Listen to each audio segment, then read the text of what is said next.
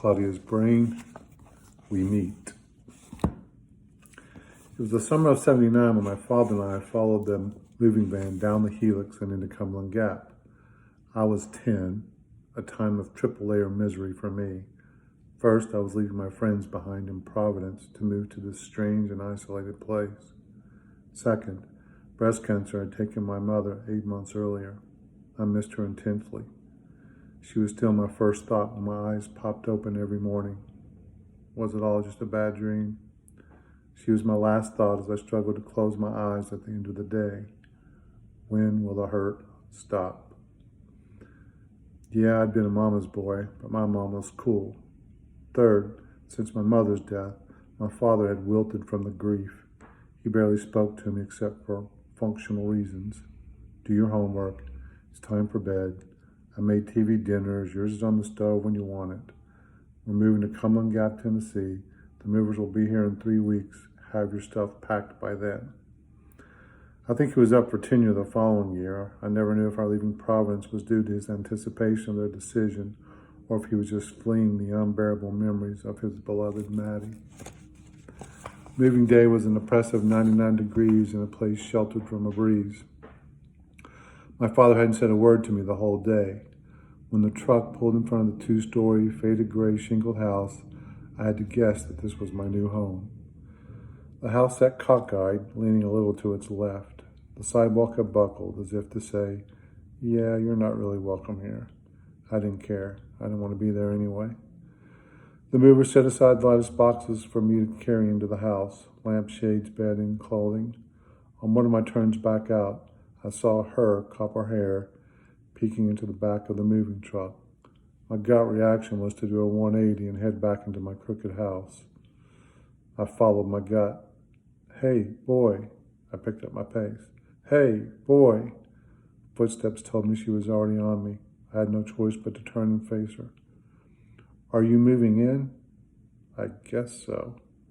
You either are or you aren't moving in. You shouldn't have to guess, should you? Damn her logic. Yes, I'm moving in. Is your mama the lady lawyer? What? I wondered if there was something wrong with the forthright girl. I learned later that my father had bought the gray shingled house from a woman the people around Cumberland Gap called Lady Lawyer. Many years earlier, Lady Lawyer had taken a place in Knoxville where she now practiced, or so the story went. Lady Lawyer lore had grown with time and distance. The story was she hated children, and that was why she moved to a town that had almost none. If children came onto her lawn, she chased them off with a shotgun. She hated dogs even more than she hated children. She kept a pot of hot water on the stove to scald any dog that approached the garbage cans by her back stairs. One story claimed she'd scalded a 6-year-old boy who she'd mistaken for a dog. Some people said it was an accident. Others claimed that, of course, she knew exactly what she was doing. Having never actually seen Lady Lawyer, Claudia was agnostic about the veracity of such stories. I preferred to accept them as true. It was more exciting. Though, once I heard one of the stories repeated in front of Chester Walker, and he flatly denied it. Nonsense. She's a fine woman, Chester had said, but that didn't change my mind. No, I said to the girl, raw at the mention of my mother. She seemed to catch that I was hurt by her question, though she couldn't have guessed why. She shuffled and stood mute. I ventured more information, wanting to end the encounter. My father bought this house. He'll be teaching at the college. Just then, the movers approached with a gold-print sofa, forcing us off the sidewalk. I can help you move in, she said. No, thank you. We have movers. I can still help. We have enough help. Now it was her turn to be hurt. I felt bad, but not bad enough to be nice. Not bad enough to not want her gone. Okay, I'll see you again. I live right around the corner. The Gap is a tiny place, not many children, pretty much just me. We could be friends. A boy like you will need a friend here. A boy like me, what the hell does that mean, I wondered. I'm a bit of a loner, so I said, me too. I'm a loner, not by choice. We could be loners together. That doesn't make sense. See, I could throw down some logic. Guess not. I should go. Again, she stood motionless and stared. Thanks for stopping to introduce yourself, I said, still trying to end the encounter. I didn't. My name's Claudia Verstan. Okay, bye, Claudia. I turned to leave. Bye, she said. At that moment, my father walked out of the house. Have you made a new friend already, son? Oh, now he wants to talk to me. No, sir. What do you mean, no? Hello, young lady. She turned, but was apparently afraid to walk back in my direction. Good. Hello. My father walked to her. I'm Robert Miller, David's father. He held a hand for Claudia to shake. She looked at me accusingly. She was right. I deliberately avoided giving her my name. Leave it to my father to blow that. I'm Claudia Verstan. Nice to meet you, Claudia. Watching him with Claudia, it was as if I was seeing my father for the first time in years.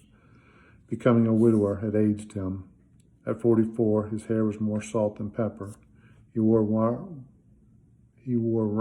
wire-rimmed glasses identical to my own, but his seemed heavy on his face, a burden.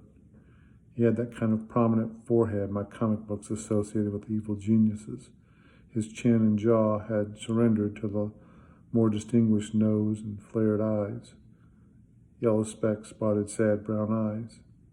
But those eyes lit up when interacting with the girl, lit up in a way they never did for me anymore.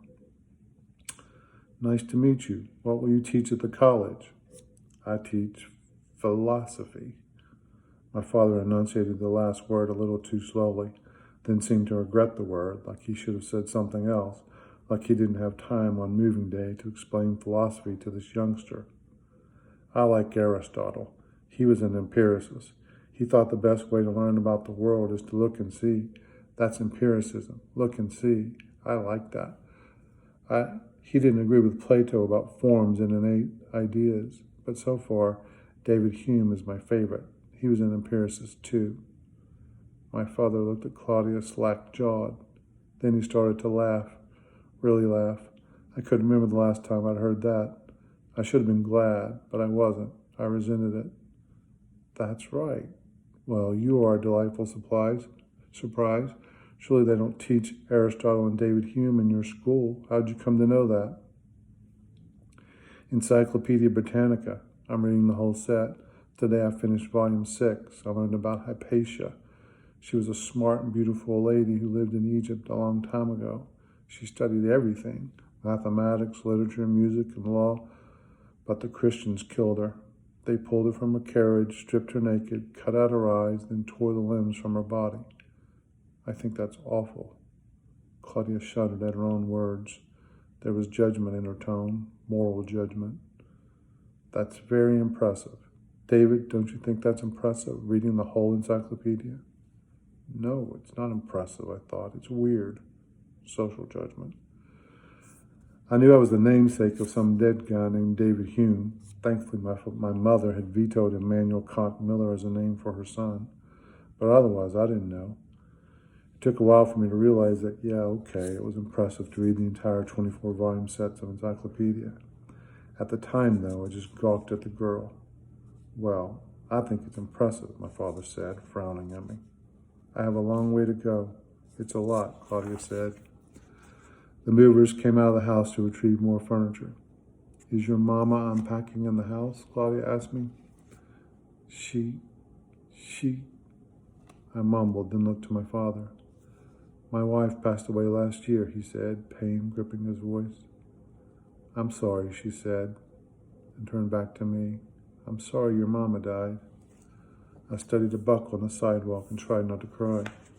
I better go, Claudia said. Shouldn't take more than a day or two to get settled in. Please stop in again. We'll make you a cup of tea, my father said, then thought better of it. I mean lemonade. That's just the ticket in this blistering heat. We'll make you an ice-cold glass of lemonade. Won't we, David? I nodded to him rather than to Claudia. Nice to meet you, Professor. She looked at me. I might have nodded. Claudia walked to the end of the sidewalk, then broke into a sprint. I knew I'd hurt her feelings, but I hadn't invited her. We watched her race around the corner and out of sight. Why so unfriendly with the girl, David? She just seemed odd. She was a little odd. More than a little. Still, that's no reason to be unkind. You should know that. I wasn't unkind. She's at least interesting, reading the whole encyclopedia. Imagine that. That little empiricist may be your best shot at a friend around here. Just consider that. I did consider that, and I considered that my new life in this strange little town was going to be complete misery. My father and I worked until nightfall, unpacking boxes and putting things into Lady Lawyer's house. Before long, Lady Lawyer would have cause to come back to Cumberland Gap and to this house. Her client would be Claudia Verstand.